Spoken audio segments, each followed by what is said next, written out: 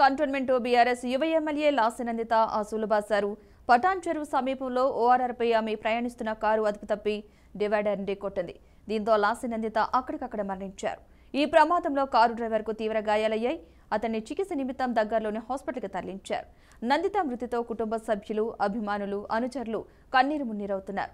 ఇటీవల జరిగిన అసెంబ్లీ ఎన్నికల్లో సికింద్రాబాద్ కంటోన్మెంట్ నుంచి లాసినందిత ఎమ్మెల్యేగా ఎన్నికయ్యారు. గత ఏడాది ఫిబ్రవరిలో ఆమె తండ్రి ఎమ్మెల్యే సాయన్న మృతి చెందారు. ఇటీవల నల్గొండ సభకు వెళ్లిన సమయంలోనూ నందిత కారుకు ప్రమాదం జరిగింది. అప్పుడు స్వల్ప గాయాలతోనే ఆమె బయటపడ్డారు. ప్రస్తుతం ఎమ్మెల్యే లాసినందిత ఇంటికి ఎమ్మెల్సీ కవిత చేరుకున్నారు. కుటుంబ సభ్యులను పరామర్శిస్తున్నారు. మన లైవ్ లో చూస్తూ ఉన్నాం స్క్రీన్ మీద. ఎమ్మెల్సీ కవిత కుటుంబ సభ్యులను అయితే పరామర్శించడం జరుగుతుంది. ఎమ్మెల్యే లాసినందిత కుటుంబ సభ్యులను ఎమ్మెల్సీ కవిత అయితే పరామర్శిస్తున్నారు. మన లైవ్ లో చూస్తూ ఉన్నాం. మాజీ ఎమ్మెల్యే సాయన్న కుమార్తె లాసినందిత సీటు బెల్ట్ పెట్టుకోకుండా కారులో ప్రయాణించిన వల్లే లాసినందిత మృతి చెందినట్లుగైతే తెలుస్తోంది. కానీ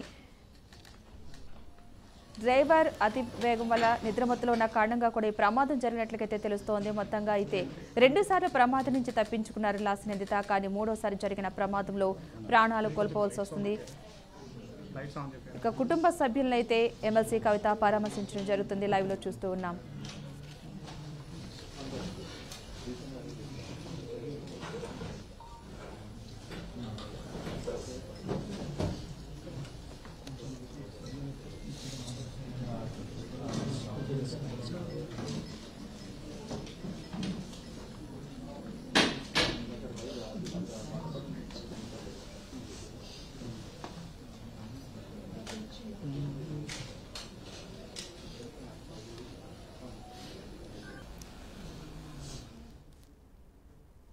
సికింద్రాబాద్ కంటోన్మెంట్ బీఆర్ఎస్ ఎమ్మెల్యే లాసినందిత రోడ్డు ప్రమాదంలో మృతి చెందారు. ఉదయం తండ్రి సాయన్ అడుగుజాడల్లో 2015లో రాజకీయాల్లోకి వచ్చి కంటోన్మెంట్ బోర్డు ఎన్నికల్లో బోర్డు సభ్యురాలుగా పోటీ చేసి ఓడిపోయారు. 2016లో కవాడిగూడ డివిజన్ నుంచి కార్పొరేటర్గా ఎన్నికయ్యారు. 2021లో కార్పొరేటర్గా పోటీ చేసి ఓడిపోయారు. సిట్టింగ్ ఎమ్మెల్యే సాయన్న 2023లో మృతి చెందడంతో లాసినందిత పోటీ చేసి గెలుపొందారు. 2023 ఎన్నికల్లో గెలుపొందడం జరిగింది. లాసినందిత ఇక సికింద్రాబాద్ కంటోన్మెంట్ ఎమ్మెల్యే లాసినందిత మృతి చెందడంతో స్థానిక 5వ వార్డు గృహలక్ష్మి కాలనీలో ఆమె ఉన్న ఇంటి వద్ద కూడా పోలీసుల బందోబస్తును అయితే ఏర్పాటు చేయడం జరిగింది. బీఆర్ఎస్ నేతలు కూడా తరలి రావడంతో పాటు ఈరోజు సీఎం రేవంత్ రెడ్డి, మాజీ సీఎం కేటీఆర్ కూడా సంతాపం తెలిపేందుకు రానుండడంతో ఎలాంటి అవాంఛనీయ ఘటనలు జరగకుండా ఉన్నతాధికారులు పోలీసు బలగాలు మోహరించినట్లుగా తెలుస్తోంది. ఆ ప్రాంతం అంతా కూడా విషాద ఛాయలమైతే అలుకున్నాయి. ఇక అప్పటి BRS sitting MLA G Sayanna అకాల మరణంతో కంటోన్మెంట్ టికెట్ అయితే ఖాళీ అయింది. ఈ నేపథ్యంలో అప్పట్లో టికెట్ కోసం అనేక మంది నేతలైతే విశ్వ ప్రయత్నాలు చేశారు. హైదరాబాద్ జిల్లాలో ఏకైక SC assembly segment Secunderabad cantonment. ఇక దాంతో ఆ సామాజిక వర్గానికి చెందిన సీనియర్ నేతలు టికెట్ నాకంటూ కూడా ప్రచారం చేసుకున్నారు. కానీ చివరకు ఎమ్మెల్యే టికెట్ సాయన్న కుమార్తె లాసినందితకి దక్కింది. ఎన్నికల్లో లాసినందిత కేసీఆర్ మాట నిలబెట్టింది. భారీ మెజార్టీతో విజయం సాధించారు లాస్య. అయితే రోడ్డు ప్రమాదాలు ఆమెను నీడలా వెంటాడాయి. ఇటీవలే నల్గొండ సభకు వెళ్లి వస్తుండగా యాక్సిడెంట్కు గురై తీవ్ర గాయాలతో బయటపడ్డారు లాస్య. ఆ ప్రమాద గాయాలు మానకముందే లాస్య మరో ప్రమాదానికి గురై ఏకంగా ప్రాణాలే కోల్పోయారు. ఆమె ప్రయాణిస్తున్న కారు డివైడర్ను ఢీకొట్టడంతో ఎమ్మెల్యే లాసినందిత స్పాట్లోనే ప్రాణాలు విడిచారు. కంటోన్మెంట్ బీఆర్ఎస్ యువ ఎమ్మెల్యే లాసినందిత ఆసులు బాసారు. పటాన్ చెరువు సమీపంలో ఓఆర్ఆర్పై ఆమె ప్రయాణిస్తున్న కారు అదుపు తప్పి డివైడర్ను ఢీకొట్టింది. దీంతో లాసినందిత అక్కడికక్కడే మరణించారు. ఈ ప్రమాదంలో కారు డ్రైవర్కు తీవ్ర గాయాలయ్యాయి. అతన్ని చికిత్స నిమిత్తం దగ్గరలోని ఆసుపత్రికి తరలించారు. నందిత మృతితో కుటుంబ సభ్యులు, అభిమానులు, అనుచరులు కన్నీరు మున్నీరవుతున్నారు. ఇటీవల జరిగిన అసెంబ్లీ ఎన్నికల్లో సికింద్రాబాద్ కంటోన్మెంట్ నుంచి లాసినందిత ఎమ్మెల్యేగా ఎన్నికయ్యారు. గత ఏడాది ఫిబ్రవరిలో ఆమె తండ్రి ఎమ్మెల్యే సాయన్న మృతి చెందారు. ఇటీవల నల్గొండ సభకు వెళ్లిన సమయంలోనూ నందిత కారుకు ప్రమాదం జరిగింది. అప్పుడు స్వల్ప గాయాలతోనే ఆమె బయటపడ్డారు. అప్పటి BRS sitting MLA G Sayanna అకాల మరణంతో కంటోన్మెంట్ టికెట్ అయితే ఖాళీ అయింది. ఈ నేపథ్యంలో అప్పట్లో టికెట్ కోసం అనేక మంది నేతలు విశ్వ ప్రయత్నాలు చేశారు. హైదరాబాద్ జిల్లాలో ఏకైక SC assembly segment Secunderabad cantonment. దాంతో ఆ సామాజిక వర్గానికి చెందిన సీనియర్ నేతలు టికెట్ నాకంటే నాకు అని ప్రచారం చేసుకున్నారు. కానీ చివరకు ఎమ్మెల్యే టికెట్ సాయన్న కుమార్తె లాస్య నందితకే దక్కింది. ఎన్నికల్లో లాస్య నందిత కేసీఆర్ మాట నిలబెట్టారు. భారీ మెజార్టీతో విజయం సాధించారు. అయితే రోడ్డు ప్రమాదాలు ఆమెను నీడలా వెంటాడాయి. ఇటీవలే నల్గొండ సభకు వెళ్లి వస్తుండగా యాక్సిడెంట్ కు గురై తీవ్ర గాయాలతో బయటపడ్డారు. ఆ ప్రమాదం గాయాలు మానకముందే లాస్య మరో ప్రమాదానికి గురై ఏకంగా ప్రాణాలే కోల్పోయారు. ఇదే అంశానికి సంబంధించిన పూర్తి సమాచారాన్ని మా ప్రతినిధి క్రాంతి లైవ్ లో అందిస్తారు. క్రాంతి,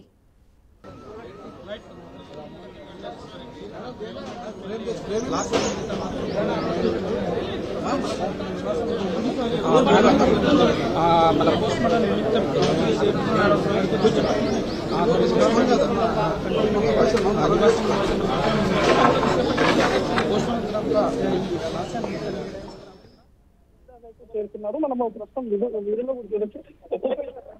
అభిమానులు కావచ్చు, కార్యకర్తలు కూడా ఇప్పటికే ఒక్కొక్కటిగా ఇంటికి చేరుకుంటున్నారు. అయితే మరికొద్ది సేపటి కలవకుంట్ల కవిత ఎమ్మెల్సీ కవిత కూడా తన నివాసానికి వచ్చింది. ప్రస్తుతం వాళ్ళ కుటుంబ సభ్యులతో మాట్లాడుతున్నది.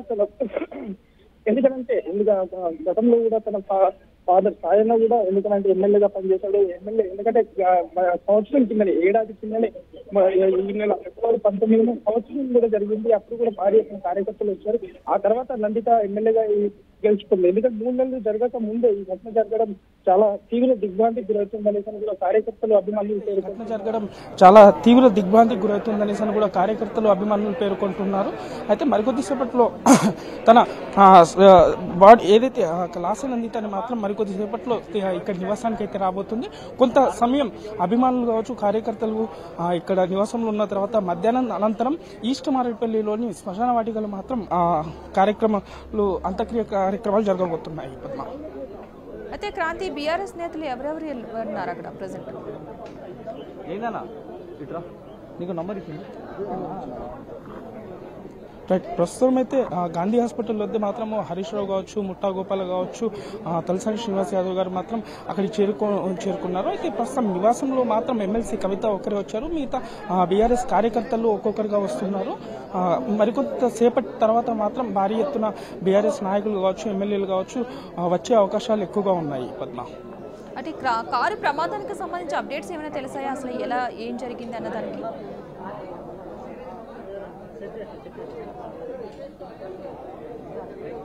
రైట్ పద్మ, ఎందుకంటే కార్ ఓవర్ స్పీడ్ గా నడపడంతో, ఎందుకంటే లారీని ఢీకొట్టిన తర్వాత దాదాపుగా 100 మీటర్స్ వరకు కూడా కార్ టైర్స్ ని, ఎందుకంటే మనం కొన్ని ఫొటోస్ లో కూడా చూసినా కూడా 100 మీటర్స్ వరకు దూరంగా వెళ్ళి తర్వాత పక్కనున్న డివైడర్ అయితే ఢీకొట్టి అక్కడికక్కడే మృతి చెందింది లాస్య నందిత. ఎందుకంటే తెల్లవారుజామున 5:30 గంటలకు జరిగిన సంఘటన. అదే విషయంలో దాంట్లో డ్రైవర్ కూడా, ఎందుకంటే శ్రీకర హాస్పిటల్లో మాత్రం చికిత్స పొందుతున్నాడు. తన తలకు కూడా తీవ్ర గాయాలయ్యాయి. కానీ లాస్య నందిత మాత్రం అక్కడికక్కడే చనిపోవడం జరిగినది.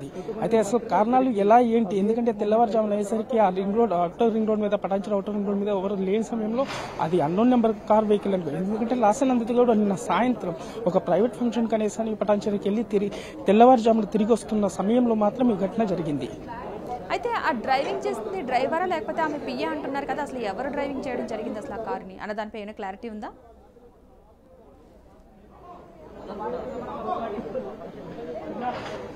రైట్, ప్రస్తుతం అయితే డ్రైవరే డ్రైవ్ చేస్తాడని మాత్రం పోలీసులు విచారిస్తున్నారు. ఎందుకంటే లాస్య నడిపిందని మరికొంతమంది అంటున్నారు. కానీ నడపడం మాత్రం లాస్యాన్ని నడిపిందన్న కొన్ని పుకార్లు కూడా వస్తున్నాయి. బట్ ఎవరు ఏంటి అనేది మాత్రం పోలీసులు అక్కడ విచారిస్తున్నారు. ఎందుకంటే డ్రైవర్ కోలుకొని మాట్లాడగలిగితే మాత్రం అసలు ఎలా జరిగిందనేది అయితే కొన్ని విషయాలు బయటకు వచ్చే అవకాశాలు ఉంటాయి. అంటే హాస్పిటల్లో డ్రైవరు పిఏ కూడా ఉన్నారా? అంటే ఎవరున్నారు? కారు ప్రయాణం చేసే టైంలో ఇద్దరు ఉన్నట్టుగా అయితే తెలుస్తుంది కదా, అప్డేట్స్ ఏంటి దానికి సంబంధించి?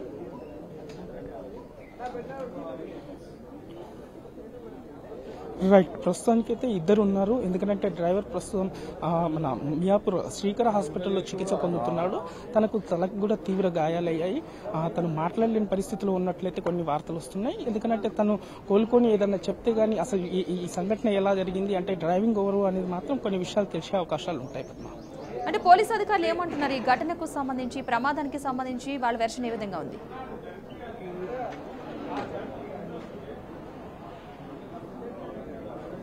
రైట్, ప్రస్తుతానికి ఎందుకంటే ఓవర్ స్పీడ్ ద్వారానే ఈ యాక్సిడెంట్ అయింది అనేసి అయితే నిర్ధారించడం జరిగింది. తను ఫస్ట్ వెహికల్ వచ్చి స్పీడ్గా వస్తున్న సమయంలో మాత్రం ఫస్ట్ లారీకి ఢీ కొట్టిన తర్వాత సడన్ గా బ్రేక్ చేయడంతో 100 మీటర్స్ అలాగే ముందుకెళ్లి మాత్రం ఆ అవుటర్ రింగ్ రోడ్ పైన ఉన్న పక్కన ఉన్న డివైడర్ అయితే ఢీ కొట్టింది. ఎందుకంటే మనం ఆ విజువల్స్ లో చూసినా కూడా ముందు భాగం ఏదైతే కార్ ముందు భాగం మొత్తం నుజ్జు అయిన సమయంలో కనిపిస్తుంది. అయితే దీనికి సీట్ బెల్ట్ కూడా పెట్టుకోలేదని కూడా కొన్ని వార్తలు వస్తున్నాయి. ఎందుకంటే సీట్ బెల్ట్ పెట్టుకోకపోవడం వల్లనే ఈ ఘటన జరిగిందని కూడా, ఎందుకంటే దాదాపు సీట్ బెల్ట్ పెట్టుకుంటే మాత్రం బెలూన్స్ ఓపెన్ అవ్వడం కావచ్చు, లేదు అని అంటే కొన్ని గాయాలతో బయటపడే అవకాశం ఉండేదని మాత్రం అంటున్నారు.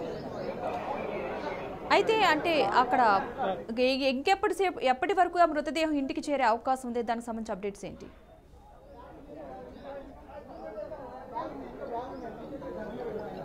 రైట్, ప్రస్తుతానికైతే గాంధీ హాస్పిటల్లో మాత్రం గాంధీ వైద్యులు పోస్ట్ మార్టం చేస్తున్నారు. పోస్ట్ మార్టం నిమిత్తమే మరికొద్ది సేపట్లో దాదాపుగా 12 నుంచి 12:30 వరకు మాత్రం ఇంటికి చేరుకునే అవకాశాలు ఉన్నాయి. అనంతరం మన కార్యకర్తలు కావచ్చు, అభిమానులు కావచ్చు, కొంతసేపు ఇక్కడ నివాళులు అర్పించిన తర్వాత ఈస్ట్ మారేడుపల్లిలోని శ్మశాన వాటికలు మాత్రం అంత్యక్రియలు జరగబోతాయి. ఎందుకంటే సాయంత్రం పూట, ఎందుకంటే రూట్ మ్యాప్ ప్రస్తుతానికైతే ప్లాన్ చేస్తున్నారు.